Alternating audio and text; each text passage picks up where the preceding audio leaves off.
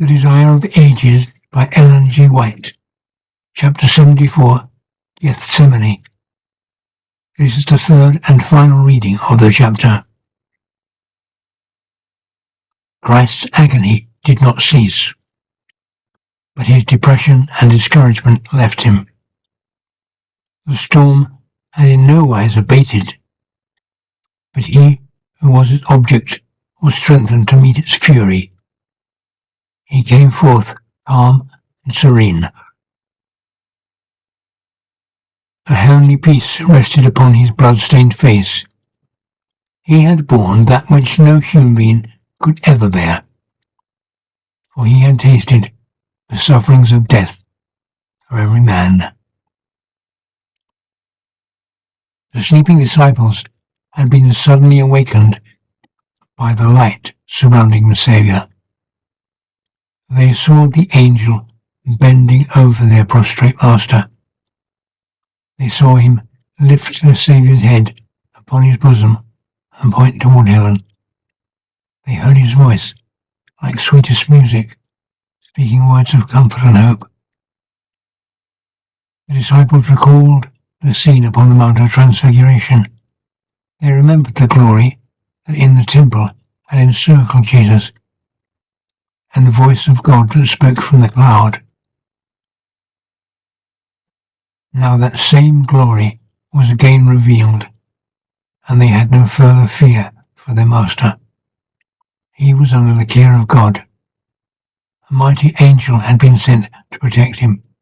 Again, the disciples, in their weariness, yield to their strange stupor that overpowers them. Again, Jesus finds them sleeping. Looking sorrowfully upon them, he says, "Sleep on now, and take your rest. Behold, the hour is at hand, and the Son of Man is betrayed into the hands of sinners." Even as he spoke, he heard the footsteps of the mob in search of him, and said, "Rise, let us be going. Behold, he is at hand, and doth betray me." No traces of his recent glory were visible as Jesus stepped forth to meet his betrayer. Standing in advance of his disciples, he said, "Whom seek ye?" They answered, "Jesus of Nazareth." Jesus replied, "I am he." As these words were spoken, the angel who had lately ministered to Jesus moved between him and the mob. A divine light illuminated the Saviour's face, and a dove-like form overshadowed him. In the presence of this divine glory, the murderous throng could not stand for a moment. They staggered back. Priests, elders, soldiers, and even Judas fell as dead men to the ground. The angel withdrew, and the light faded away. Jesus had opportunity to escape, but he remained calm and self-possessed. As one glorified, he stood in the midst of that hardened band, now prostrate and helpless at his feet. The disciples looked on, silent with wonder and awe. But quickly the scene changed. The mob started up. The Roman soldiers, the priests, and Judas gathered about Christ. They seemed ashamed of their weakness and fearful that he could yet escape. Again, the question was asked by the Redeemer, "Whom seek ye?" They had had evidence that he who stood before them was the Son of God, yet they would not be convinced. To the question, "Whom seek ye?" again they answered, "Jesus of Nazareth." The Saviour then said, "I've told you that I am he. If therefore ye seek me, let these go their way," pointing to the disciples. He knew how weak was their faith, and he sought to shield them from temptation and trial. For them he was ready to sacrifice himself. Judas, the betrayer, did not forget the part he was to act. When the mob entered the garden, he had led the way, closely followed by the high priest. To the pursuers of Jesus he had given a sign saying, Whomsoever I shall kiss, that same is he.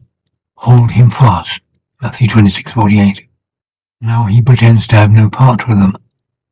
Going close to Jesus, he takes his hand as a familiar friend with the words, "Hail, Master." He kisses him repeatedly and appears to weep, as if in sympathy with him in his peril. Jesus said to him, "Friend, wherefore art thou come?" His voice trembled with sorrow, and he added, "Judas, betrayest thou the Son of Man with a kiss?" This appeal should have aroused the conscience of the betrayer and touched his stubborn heart. But honor, fidelity, and human tenderness had forsaken him. He stood bold and defiant, showing no disposition to relent. He had given himself up to Satan, and he had no power to resist him. Jesus did not refuse the traitor's kiss. The mob grew bold as they saw Judas touch the person of him who had so recently been glorified before him. They now laid hold of Jesus and proceeded to bind those precious hands that had ever been employed in doing good. The disciples had thought that their master would not suffer himself to be taken, but the same power that had caused the mob to fall as dead men could keep them helpless until Jesus and his companions should escape. They were disappointed and indignant as they saw the cords brought forth to bind the hands of him whom they loved. Peter, in his anger, rashly drew his sword and tried to defend his master, but he only cut off an ear of the high priest's servant. When Jesus saw what was done, he released his hands, though held firmly by the Roman soldier, and saying, "Suffer ye thus far." He touched the wounded ear, and it was instantly made whole. He then said to Peter, "Put up again thy sword into his place. For all they that take of the sword shall perish with the sword. Thinkest thou that I cannot now pray to my Father, and he shall presently give me more than 12 legions of angels, a legion in place of each one of the disciples?" "Oh, why," the disciples thought, "does he not save himself and us?" Answering their unspoken thought, he added, "But how then shall the scriptures be fulfilled, that thus it must be? The cup which my Father hath given me, shall I not drink of it?" The official dignity of the Jewish leaders had not prevented them from joining in the pursuit of Jesus. His arrest was too important a matter to be trusted to subordinates. The wily priests and elders had joined the temple police and the rabble in following Judas to Gethsemane. What a company for those dignitaries to unite with! A mob that was eager for excitement and armed with all kinds of implements, as if in pursuit of a wild beast. Turning to the priests and elders, Christ fixed upon them his searching glance. The words he spoke they would never forget as long as their life should last. They were sharp arrows of the Almighty. With dignity he said, "You come out against me with swords and staves, as you would against a thief or a robber. Day by day I sat teaching in the temple. You had every opportunity of laying hands upon me, and you did nothing. The night is better suited to your work. This is your hour and the power of darkness." The disciples were terrified as they saw Jesus permit himself to be taken and bound. They were offended that he should suffer this humiliation to himself and them. They could not understand his conduct, and they blamed him for submitting him to the mob.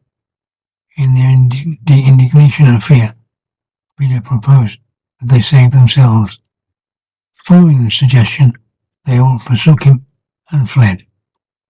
But Christ had foretold this desertion. "Behold," he had said, "the hour cometh, yea, is now come, that ye shall be scattered, every man to his own, and shall leave me alone. And yet I am not alone, because The Father is with me. John 16:32.